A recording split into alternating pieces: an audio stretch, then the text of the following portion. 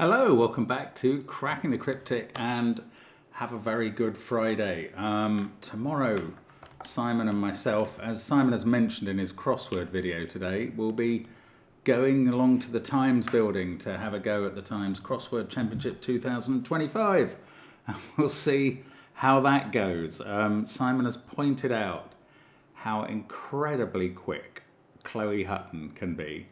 The same basically applies to Verlaine, Liam Hughes, John McCabe, and quite a few other people. So I am in some trepidation. Yes, as I'm recording this, I hold the title, but I suspect by this time tomorrow I won't. So we'll see how that goes. Looking forward to it though, and meeting up with loads of people. It's a real opportunity to meet with people that basically I see either once a year or only 2 or 3 times, and I look forward to it a lot. So that is coming up tomorrow and is interesting to some people, not so much Sudoku based. It's a shame the Times doesn't still run a Times Sudoku championship, even though if they did, it would mean I would lose my title in that as well, because when they stopped I happened to have just won the last one, which was wonderful. Anyway, there we go. Now, that's tomorrow. That's what we're doing in our lives. But we will still be bringing you Sudoku, because that's what we do every day. Every day, Simon and myself solve a Sudoku puzzle each, or something very like one. And it's just such a pleasure to have you along for the ride. Thank you so much for joining us. Honestly, we totally understand the privilege of you giving your time to looking at these videos, or even clicking on the videos and clicking on the puzzle and having a go at it, in which case you're not listening to me saying that, but you're just as welcome. Now, we've got another puzzle by Billy Beth today. We featured their, I believe it's a collaboration, their debut a couple of weeks, maybe a month, maybe 2 months ago, a little while ago. And this one is called There's a Moose Loose, which is a phrase. Well, I know there is a song, because I used to hear it on some kids' show on the radio. A song, it's basically in a cod Scottish accent going, "There's a moose loose about this hoose," meaning a mouse loose about this house. And Billy Beth has themed not only the puzzle on this, but the line type that they've come up with. So we'll look at that in a moment. Don't forget that on Patreon you can get all sorts of new rules and old rules in the Extra Bite Snack Doku pack, which is the Patreon monthly reward. 68 puzzles by different compilers. Give it a try and send in your solution. You might win the chance to collaborate with Simon in a video. We've also got connections videos on Patreon, new one today, and crossword videos every now and then. Do have a look at those as well. I don't know quite what we're going to do about. I expect Simon will bring you news from the championship the day after tomorrow. But anyway, that's Patreon. There's also Sven Sudoku Pad, the Discord server, and the catalogue of all our videos, all accessible, and a website, all links under the puzzle. And also there's our apps, which do feature Line Sudoku and Domino Sudoku, but also Fog of War Sudoku and The Worms by such luminaries as Phistomefel, Michael Lefkowitz, James Sinclair and Marty Sears. And just follow the links. You'll find The Worms and you will love them. Now, let's have a look at the rules of There's a Moose Loose. Normal Sudoku rules apply. So 1 to 9 will go in every row, every column, and every 3x3 box. The white lines, now can you see these lines? I'm going to try this. Let's grey out the grid, and there, the lines are a lot clearer if I'm able to keep that grey colouring in. I know some people can't see the sort of light blue shades. It's a particular form, I think, of colour blindness, so maybe that'll help. And you could try doing that if you're calling up the puzzle and playing it yourself. However, if we need to start colouring this puzzle, this is going to be a problem, or we're going to have to part colour it or something. Anyway, The white lines are Scottish sum lines where, starting from one end, which end is to be deduced by the solver, the third digit along the line is the sum of the previous two digits, and then the following numbers are the sum of their previous two digits. When the addition results in a number greater than 9, then only the second of the two digits is placed, and this number is used for the ongoing additions.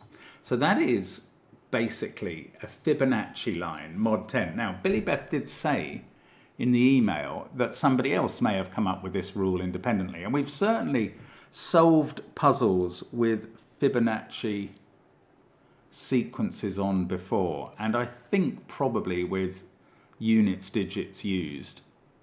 So yes, I don't think it's entirely original, but doesn't make it any less fun.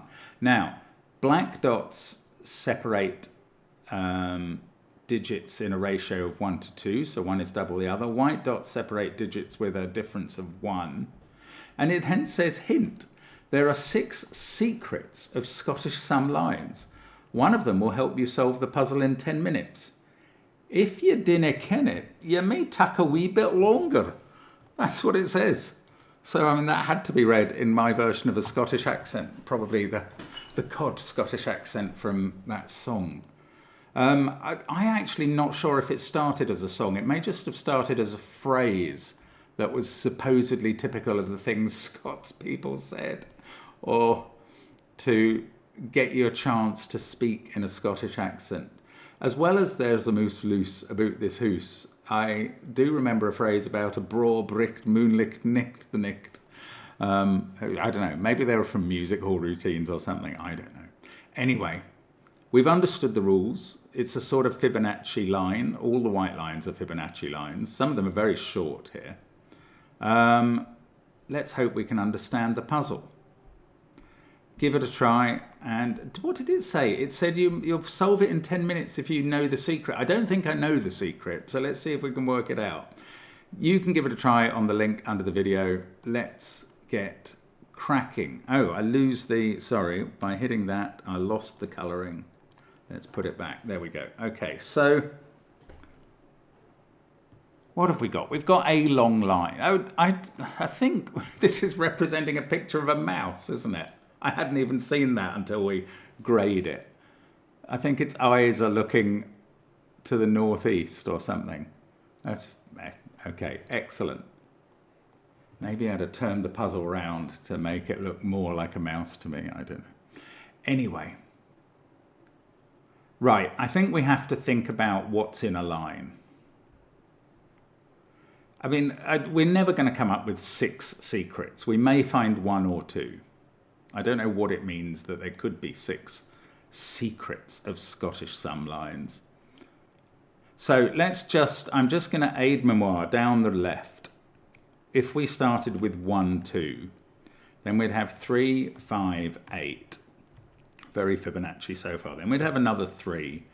Then 1, 8 plus 3 is 11. 3 plus 1 is 4. 7, 1. Oh, this just carries on, doesn't it? 8, 9. 9 plus 8 is 17. I wanted to say 8. Maybe we've done a Fibonacci mod 9 before. I don't know. 6, 3, 9. If I've got this right, and there's every chance I haven't, it just carries on. 2, 1, 3. No, we're not back to the start of the line, because of course it matters whether you start the line 1, 2, 3 or 2, 1, 3. That'll give you a different line entirely. Have I got this right? 8, 13, 11, 4. No, I got this one wrong. That should be 1 plus 4 is 5. Right, I don't know what I'm learning from this. Nothing so far. 5 and 9 is 14. 9 and 4 is 13. 4 and 3 is 7. Oh, 3 and 7 is 10. Well, we can't have a 0, so maybe one of the secrets is going to be that they all hit a 0 at some point. Let's just try this the other way round. 2, 1, 3, 4, 7, 1. Now I'm going to turn in the next cell. 8, 9, 7. I mean, this is just totally different. 6, 3, 9, 2. Have I got this right? 8, 16, 13. I think I have this time. 2, 1, 3. Oh, then we're back to the start of the line. Oh, so that is just a never-ending loop. 2, 1, 3, 4, 7, 1, 8, 9, 7, 6, 3, 9, 2, 1, 3, 4, 7, 1, 8, etc. Oh, well, this is disappointing. And that didn't have a 0 in it, so there was no harm in it continuing forever. Well, okay, those are 2 possible starts. What if we go 1, 3, 4?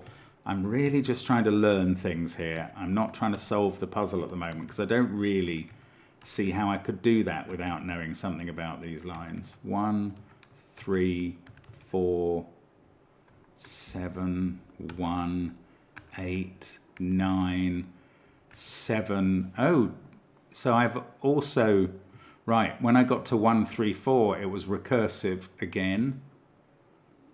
Wow, but if we start 3, 1, 4, it's going to be a different line. 5, 9, 4, 3, 7, 0. That one fails. Oh, this is so hard. Now, hang on a second, because if we started 2, 4, we never get out of even digits, do we? In fact, we hit a 0 almost immediately. But the point is solid, that if we start with an even digit, let's say we start 2, 6, 8, 4, 2, 6, 8, 4. That goes on forever, just even digits. Ah. Now, this really long line is not going to be just even digits because there are far too many cells in column 8, for instance, that would be even. You can only have 4 even digits in a column. Therefore, there are odd digits in it. Now, yes, okay, something is happening with these lines. By the way, if you're intrigued by this sort of thing, you must get Michael Lefkowitz's worm pack if you haven't already. It is based on Fibonacci lines, mod 6, I think, mostly. So this is the sort of thing you have to think about in that pack. Now, look at this beginning of a sequence which starts with 2 odd digits, because those 2 odds add up to an even. Then odd and even add up to odd. Then even and odd add up to odd. Odd and odd add up to even. It may not sound like I'm making a pattern, but I am, because every third cell is even. And even if you start with an even digit, but then you have an odd one, there's going to be this sort of same pattern repeating, I do believe. So this time we started with even, then we get even there because we do even and odd equals odd and odd equals even, odd and even equals odd, even and odd equals odd and odd equals even. And every third cell is even. And it doesn't matter whether you start with odd and odd or odd and even. It only matters that you don't start with even and even. Even on an even and even line, every third cell is even. So every third digit repeats its parity. I wonder if that is the third secret of the Scottish whisper lines. I don't know. I mean, it may be. There we go. Oh, so we are going to colour the grid. Well, I am going to. I'm going to colour every third cell a different... Well, I'm going to use 3 colours and colour every third cell 1 colour. Let's try and get the counting right, otherwise I will louse this up completely. Let's make those red. Oh, let's get rid of the grey in those because we can still see the line. Let's make these yellow, the ones after the red every time. And let's make the other ones blue to maintain the primary colours. Okay, so these red, yellow and blue, well, two of them are one parity and one of them is the other. Because this line can't be all even, so it must be odd, odd, even. Odd, odd, even. It's like a line of poetry in anapaests. I would immediately quote you an anapaest line if I could. And I can't. I can only think of iambic poetry immediately. So there was a young man from Peru who said, I know just what to do. Da da da da da da da da. That sort of thing. Anyway, never mind about poetry. Let's look at reds. Right, look at this column. Yellow and blue are not the same parity, not polarity. Yellow and blue are not the same parity because there are 6 of them in the column. Actually, there's even more in column 8. There are 7. Yellow and blue must be different from each other. And therefore, red is the same as either yellow or blue. So I should be trying to convert the reds into one of the other colours. Now, let's look at column 8. We've got 4 yellows in it already and 3 blues. If red was blue, and it is either blue or yellow, if red was yellow, yellow would have to be odd. Ah, would that work with the dots? Maybe this is what the dots are for. If red, I don't know. One of the 2 cells on a black dot at least is even. These 2 are 1 even and 1 odd on a white dot.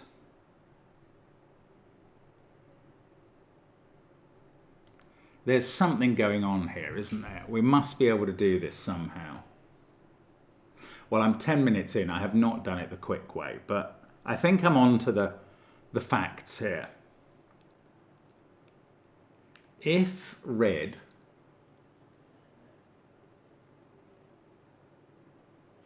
was blue,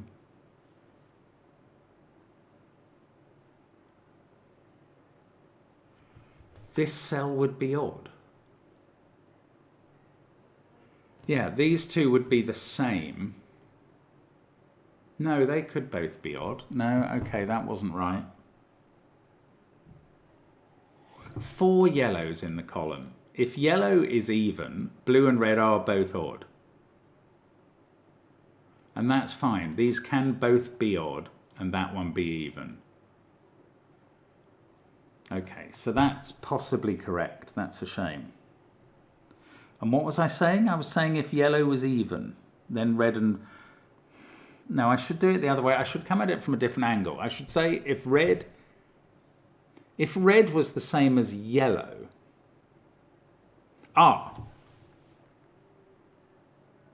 If red was the same as yellow, let's just imagine for a moment.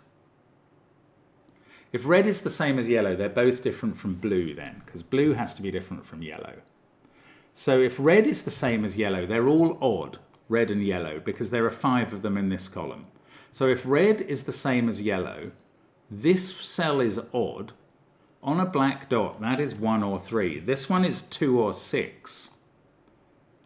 And now, because that has to be even, this has to be odd on the white dot. And it can't be. So, red is not... I said this was based on if red is the same as yellow. It looks like it doesn't work.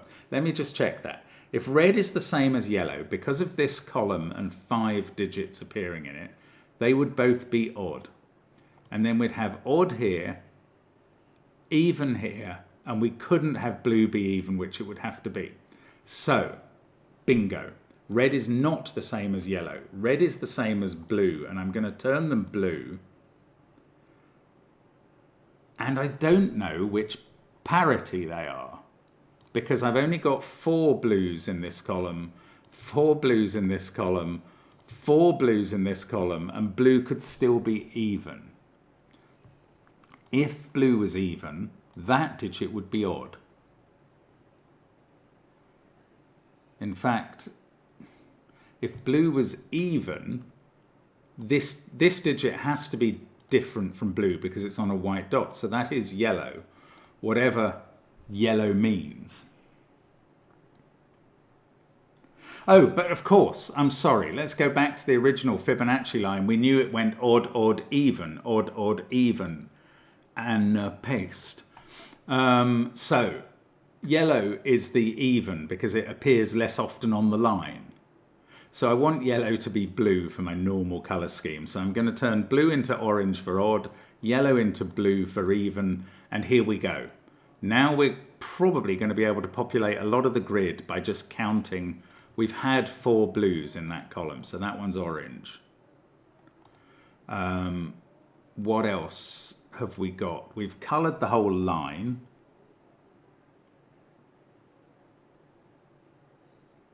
This column, we've only had 4 orange and 3 blue. So we've got 1 of each to go. Same in this column. So maybe I can't do it that way. Maybe I'm going to have to think about the numbers instead. Oh, bother. Well, this is odd and on a black dot. So there's only 2 possibilities. That's 1 or 3. This is 2 or 6.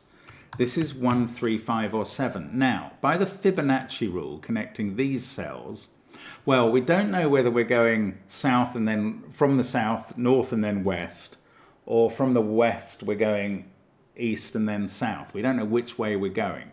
But this is the difference between these 2 digits. So it looks like it can't be more than 6 and it's even. And that's not right. Because sometimes the difference involves the units digit from a number that's greater than 9. So if this was 11 and this was 3, this could be an 8. So I was wrong. Oh, but this, yeah. Okay, let's think about this being a 1. If this is a 1, that has to be 2 and this has to be 3. Then this cell is the difference between a 1 and a 3. Now, that's either a 2 or a difference between 3 and 11, which is an 8. So that would be 2 or 8. But it couldn't be 2 because 2 would be in this cell in that circumstance. So if this is a 1, we know that this whole sequence goes 1, 2, 3, 8. And the line would then be going this way round. 3, 8, 1, 9, 0. And that's impossible. Let me just show you that to prove it. If this was a 1, that would have to be 2 by black dot rules. This would now have to be 3 because it can't be 1 in the same box. This digit can't be a 2 again with the line going that way around. It would be an 8 with the line going this way round because 3 plus 8 equals 11. Then 8 plus 1 equals 9. 1 plus 9 equals 10, and we'd have to enter a 0, which is not a legal Sudoku digit. And therefore, this digit is not a 1, it's a 3. And we've got our first digit in the puzzle after minute 16, and I expect we'll be finished in less than half an hour now. This becomes a 6. This one is 5 or 7. Now, the differences between that and this, well, the trouble is there are 2 possibilities here, and there are 2 possible line directions. So 3 plus this equals 5 or 7, makes that 2 or 4. 5 plus this equals 13 would give an 8, 7. Well, 7 plus this equals 13 would give a 6. So the only possibility of going this way round is 5, 8, 3, 1, 4, 5. And that breaks here. So this is what would happen if that happened. 5 plus 8 is 13, 8 plus 3 is 11, 3 plus 1 is 4, 1 plus 4 is 5, and row 2 has become impossible. So that is not, we are not going in the, well, in this part of the line in the anti-clockwise direction. We are going clockwise here. And that is now not an 8. It's either 3 plus 2 equals 5. And that won't work by here because, well, I mean, I really hope I'm doing this right because I've just ruled it down to one possibility. You would go 3 plus 2 equals 5, 2 plus 5 equals 7, 5 plus 7 equals 12, and you've got a clash of 2's. So that's not it. I think I've got down to this possibility because everything else I've tried has proved wrong. And now let's carry that on down the column. 3 plus 4 equals 7, 4 plus 7 equals 11, 1 plus 7 equals 8, 8 plus 1 equals 9, 8 plus 9 equals 17, 9 plus 7 equals 16, 7 plus 6 equals 13, 6 plus 3 equals 9, 3 plus 9 equals 12, and look, this all works. I think we're right. Now, I'm probably not going to be so quick winding this back. In fact, can you do it that way? Yes, you can, because you're cycling. In fact, what I can do is 4 minus 3 equals 1, and that obviously gives the same as 1 plus 3 equals 4. So then 3 minus 1 equals 2. 1 minus 2 doesn't work, so 11 minus 2 equals 9. 12 minus 9 equals 3. 9 minus 3 equals 6. I'm going to fill the whole line. I must be able to. 13 minus 6 equals 7. 16 minus 7 is 9. 17 minus 9 is 8. 9 minus 8 is 1. 8 minus 1 is 7. Oh, we're back up to the tens. 11 minus 7 is 4. 7 minus 4 is 3. 4 minus 3 is 1. 3 minus 1 is 2. No clashes yet. 11 minus 2 is 9. 12 minus 9 is 3. 9 minus 3 is 6. 13 minus 6 is 7. 16 minus 7 is 9. 17 minus 9 is 8. 9 minus 8 is 1. There we go. Right. Now I'm going to get rid of the grey. I'm going to restore it for the two lines we still have to find.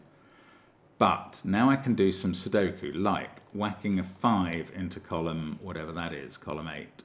And this is a 5-4 pair. This pair is a 5-4 pair as well. We know the order this time because of that. Now, 6 and 7 can't go here, so they're a pair in box 1. That's a 2-3 pair. This is 4 or 5, but it sees a 4, so that's 5. That's 4, that's 5. 9 in box 3 must be there. These are a 2-8 pair. It's really going to depend on these lines, perhaps. Let's just keep going as far as I can with Sudoku. The bottom row, we've got 6 digits in. This digit sees 5 and 6, so that's a naked 8.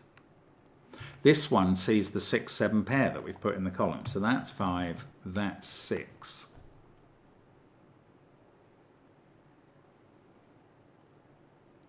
Then what? 4, 7, 1, 6. Oh, 2, 3 in this box are in those cells. So this is 5 and 9. I can do them because I've got a 9 up here. Then this is an 8-6 pair, and I can do those because of this 6-7 pair that's actually being very helpful. Then I can put 4-7 there, 1-5 here. These digits are 4 and 7. That 8 is looking up to my earlier pencil marking. The 3 there is sorting out 2 and 3. In fact, I should never have put in a 2-3 pair because that was there when I did it. The 6-7 pair is resolving this one. Now I've got triples here. I can write in 5 but not the 4-8 pair. I can write in 9 but not the 1-2 pair. 6, 6, we need a 6. This is 3 or 4. Right, I'm going to use the line now because I'm going to assume that the lines are necessary to solve the puzzle. And it looks like that's a 3 to me. 3 plus 2 equals 5. If we were coming downwards, 5 plus 2 equals 7. So we're not. So that's right. This is a 1-2 pair. That 4 is looking across at my 8. This cell is 3 in the row because C's a 1-2 pair. That's 2 or 8. That's from 1, 2 or 8.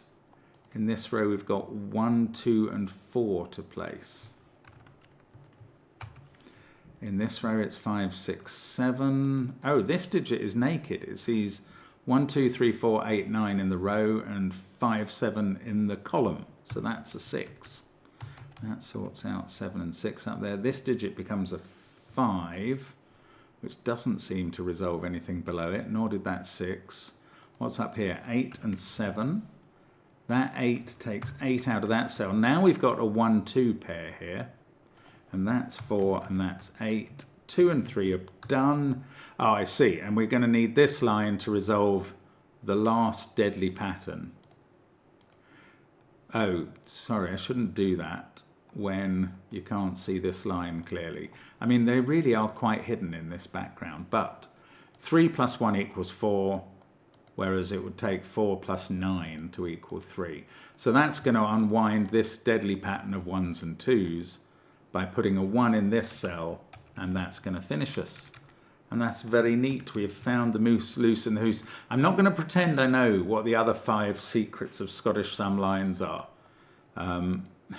Maybe Billy Beth will care to comment on the puzzle and explain, but that is an excellent puzzle. We had to learn, you know, I quite like these puzzles where you have to demonstrate that you can learn something before you can solve the puzzle. Takes us back to the kind of miracle puzzles from the earlier days, and Phistomefels ring and the potato head theorem. Anyway, that was good fun. We hope we have found the moose loose in the hoose, because they can be a blooming nuisance. And I will see you again tomorrow. Hopefully, well, I'll be recording a video before I go to the championship, so we'll tell you what happened at some point in that too in due course. See you then. Bye for now.